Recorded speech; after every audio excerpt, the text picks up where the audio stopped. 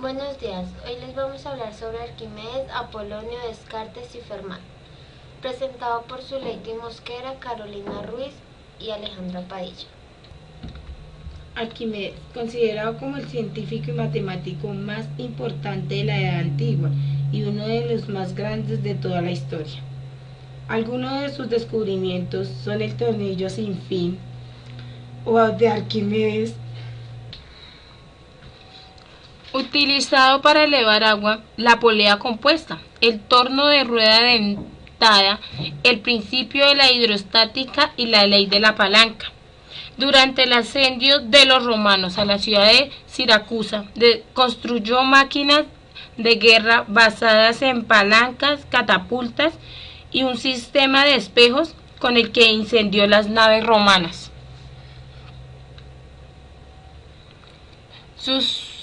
Arquímedes determinó el volumen de una esfera. Sus descubrimientos fueron numerosos y admirables, pero se cuenta que le pidió a sus amigos y parientes que cuando muriera colocara sobre su tumba una esfera dentro de un cilindro. Como pueden ver en la figura, h, es decir, la altura, es igual a 2 veces el radio de la esfera. El radio es la medida que se da desde cualquier punto de la esfera a un límite. Arquímedes usa los principios derivados para calcular las áreas y los centros de gravedad de varias figuras geométricas, incluyendo triángulos, paralelogramos y parábolas, sobre el equilibrio de los planos, dos volúmenes. El centro de la gravedad de un paralelogramo está entre la recta que une los dos puntos medios de los lados opuestos, como pueden ver en la figura.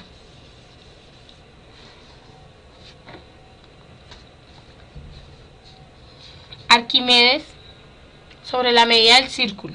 Arquímedes consiguió demostrar que la constante, que en este caso también tiene que ver con el número pi, el primer paso fue demostrar lo siguiente. Como pueden ver, la circunferencia es igual a c y el área es igual a a. Lo que demuestra la circunferencia es el punto de inicio y su radio. Como pueden observar,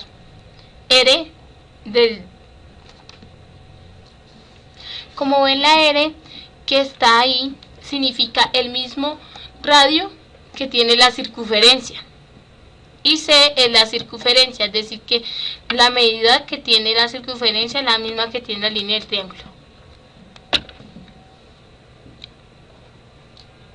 Sobre la esfera y el cilindro, Arquímedes llega a la conclusión matemática de la que estaría más orgulloso. Esto es la relación entre una esfera y un cilindro circunscrito, con la misma altura y diámetro. Como puede ver en la figura,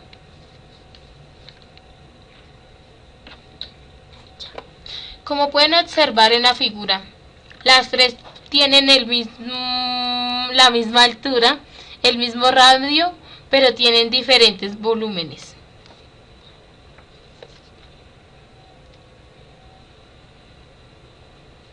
Teorema de Arquímedes.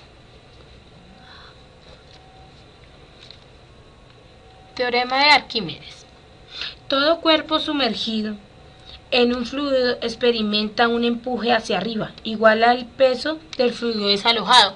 Como pueden ver en la figura, el volumen del aluminio es de 100 centímetros cúbicos. La densidad del aluminio es 2,7 gramos centímetros cúbicos. La masa del aluminio es 270 gramos y el peso del aluminio es 2,7 newton. Como pueden ver en la figura, el volumen del aluminio es de 100 centímetros cúbicos. Es el mismo peso que tiene el volumen del agua desplazada al sumergirlo en agua.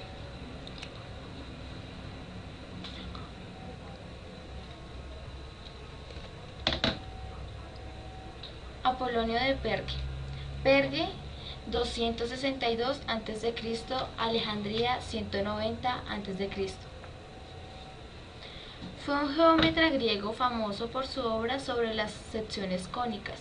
Fue Apolonio quien dio el nombre de elipse, parábola e hipérbola. También se le atribuye la hipótesis de las órbitas excéntricas o teoría de los epiciclos, para intentar explicar el movimiento aparente de los planetas y de la velocidad variable de la Luna. La elipse. Una elipse es una curva simétrica cerrada que resulta al cortar la superficie de un cono por un plano oblicuo, al eje de simetría con un ángulo mayor a la generatriz. La generatriz es aquella línea que causa su movimiento formando una figura geométrica. Como podemos observar en la figura, cuando toca el punto del centro, forma la figura geométrica, es decir, un triángulo. La parábola es una sección cónica resultante de cortar un cono recto por un plano cuyo ángulo de inclinación respecto al eje de evolución del cono sea igual, presentado por su generatriz. Como podemos ver en la imagen, F es el punto fijo, el cual no aumenta ni disminuye, aunque la parábola sea más larga o más corta. En la hipérbola, es una sección cónica, una curva abierta de dos ramas obtenida cortando un cono recto por un plano oblicuo al eje de simetría y con un ángulo menor que el de la generatriz respecto al eje de revolución.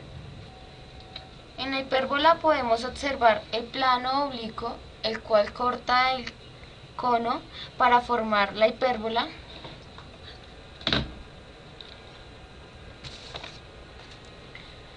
También se le atribuye la hipótesis de las órbitas excéntricas o teoría de los epiciclos, para intentar explicar el manejo aparente de los planetas y de la velocidad variable de la Luna.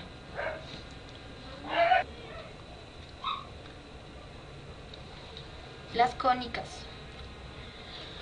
El libro primero trata de las propiedades fundamentales de estas curvas. El libro segundo trata de los diámetros conjugados y de las tangentes de las curvas. El libro tercero trata de los tipos de las cónicas. El libro cuarto trata de las maneras en que puede cortarse las secciones de los conos. El libro quinto estudia los segmentos máximos y mínimos trazados respecto a una cónica. El libro sexto trata sobre cónicas semejantes.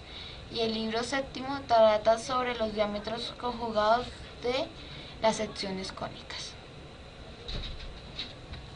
Teorema de Apolonio de Perge, también llamado teorema de la mediana. Es un teorema que relaciona la longitud mediana de un triángulo con las longitudes de sus lados. Para todo triángulo, la suma de los cuadrados de dos lados cualesquiera es igual a la mitad del cuadrado del tercer lado más el doble del cuadrado de su mediana correspondiente. Para cualquier triángulo ABC, si M es la mediana correspondiente al lado C, donde AP es igual a PB igual a medio de C. Entonces, A al cuadrado más B al cuadrado es igual a medio de C al cuadrado más 2M al cuadrado.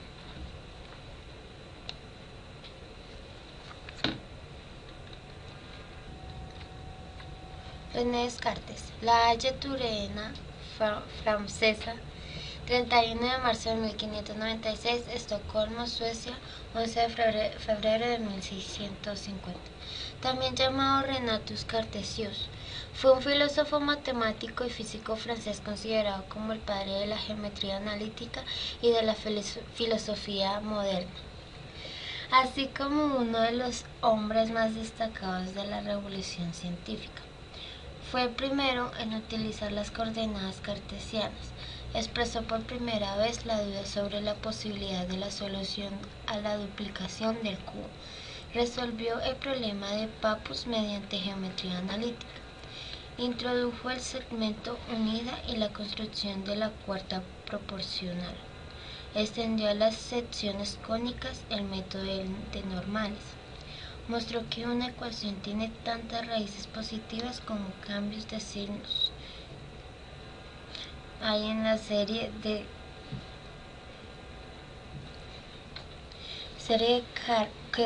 coeficientes, y tantos negativos como repeticiones de signos. Dedujo que la ecuación de tercer grado se resuelve por raíces cuadráticas. Estableció que una ecuación algebraica puede tener tantas raíces como unidades tiene su potencia mayor. Distinguió curvas geométricas y mecánicas. Geometría analítica. La geometría analítica estudia las figuras geométricas mediante técnicas básicas del análisis matemático y del álgebra en un determinado sistema de coordenadas. Las dos cuestiones fundamentales de la geometría analítica son: dado la curva en un sistema de coordenadas, obtener su ecuación. Segunda, dada la ecuación indeterminada, polinomio o función determinada, coordenadas. La figura o curva algebraica de los puntos que verifican dicha ecuación. Locación de un punto en el plano cartesiano como distancia a los ejes. Como vemos el ejemplo ahí, supongamos del 5,6 es un punto ubicado. Como ven, el eje X está 5 y como ven el eje Y está 6. Como también vemos en el 2,4 como proyección sobre los ejes. Como vemos en el ejemplo de menos 3,1, vemos que es el punto en que se ubican las lineecitas que se ven ahí. Y también en el 2,3, como ubicamos el punto, la línea verde, exactamente eso.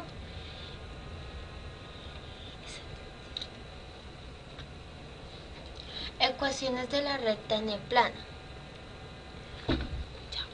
Una recta es el lugar geométrico de todos los puntos en el que plan tales que tomamos dos cualesquiera de ellos. El cálculo de la pendiente resulta siempre igual a una constante. Una recta en el plano se representa con una función lineal de la forma y igual a mx más b. Como expresión general, esta es conocida como el nombre de ecuación pendiente ordenada al origen. Tenemos tres casos. Rectas oblicuas. En ellas hay un punto de corte con el eje de abscisas y otro punto de corte con el eje de ordenadas. El valor x recibe el nombre de abscisas, mientras que el y se denomina ordenada en el origen. Rectas horizontales. No cortan el eje de las abscisas y por lo tanto son paralelas a dicho eje. Se denominan rectas horizontales.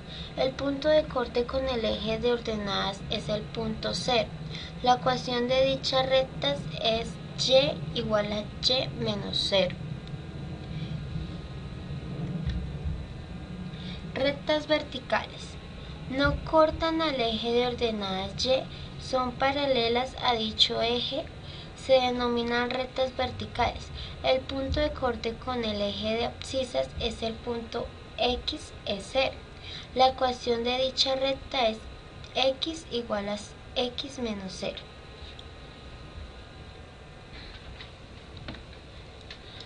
Pierre Fermat, Beaumont de la Monge, Francia, 17 de agosto de 1601 y Castres, Francia, 12 de enero de 1665. Fermat Fue un jurista y matemático francés, apodado por Eric Temple Bech con el sobrenombre de Príncipe de los Aficionados. Fermat, junto con Hyacinthe Descartes, uno de los principales matemáticos de la primera mitad del siglo XVII, es conocido por sus aportaciones a la teoría de los números.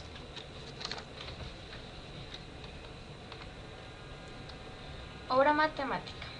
La espiral de Fermat, también conocida como espiral parabólica, es una curva que responde a la siguiente ecuación en coordenadas polares. El radio es igual a más o menos 0 elevado a un medio, en un caso particular de la espiral de Arquímedes. Los números amigos. Dos números amigos son dos números naturales A y B, tales que A es la suma de dos divisores propios de A. La unidad se conserva divisor propio, pero no es lo mismo número.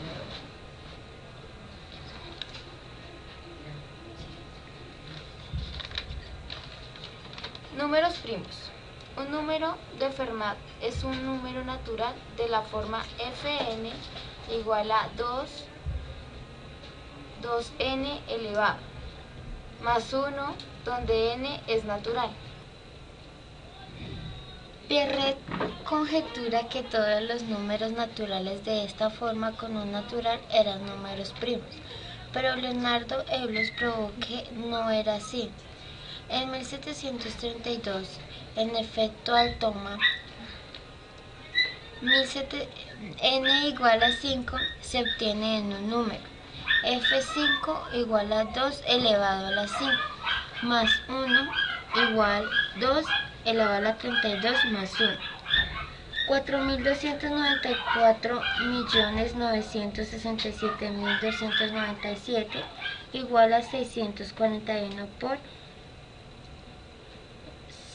6.740.417. Teorema sobre la suma de los cuadrados. El teorema sobre la suma de dos cuadrados afirma que un número primo p, tal que p menos 1 es divisible entre 4, se puede escribir como suma de dos cuadrados. El 2 también se incluye, ya que 1 elevado a la 2 más 1 elevado a la 2 igual a 2. Fermat anunció su teorema en una carta Malvin-Mersenne, fechada en 25 de diciembre de 1640, razón por la cual se le conoce también como teorema de Navidad de Fermat.